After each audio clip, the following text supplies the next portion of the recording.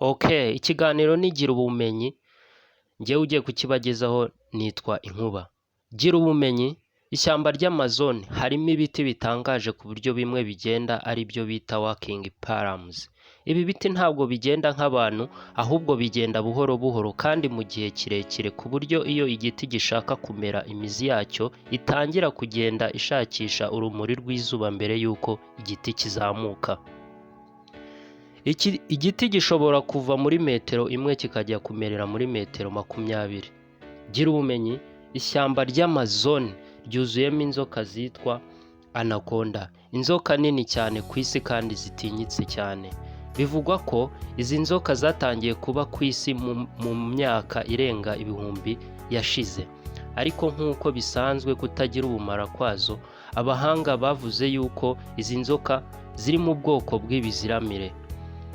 Izi nzoka za anaconda nta bumara zigira, ahubwo zitinyitse kubera imbaraga n'ubunini bwazo.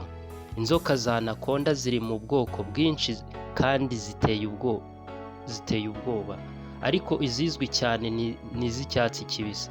Anaconda ni inzoka ipima ibiro byinshi ku isi kuko iyo ikuze ishobora gupima ibiro bisaga 250, ikagira n'uburebure bwa metero 10.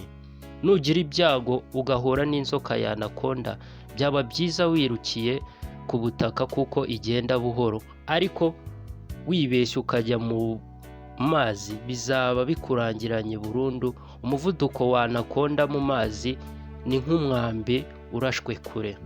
Anaconda yikundira kurya ingurube z'ishyamba n'utundi tunyamaswa, ariko bikaba gake cyane anaconda kurya umuntu dore ko batanahura kenshi. Iyo anaconda iriye ikintu imara ukwezi kose nta kindi kintu irya kuko ifite ubushobozi bwo kubika ibyo yariye. Inzoka ya anaconda ibona neza iyo hari umwijima ukabije, kandi ni inzoka izi kwihisha cyane ku buryo ishobora kwigira nk'ibuye cyangwa umugina ukagenda ukicaraho utabizi. Ni zimwe mu nzoka ziboneza urubyaro ku buryo kuko zimya mu kwezi kwa 5 n'ukwa 6 zikabika amagi mu nda avuka nyuma y'amezi 6. Anaconda ibyara hagati y'abana 30 na 40. Murakoze, ikaze ku Izuba TV show, ibihe byiza.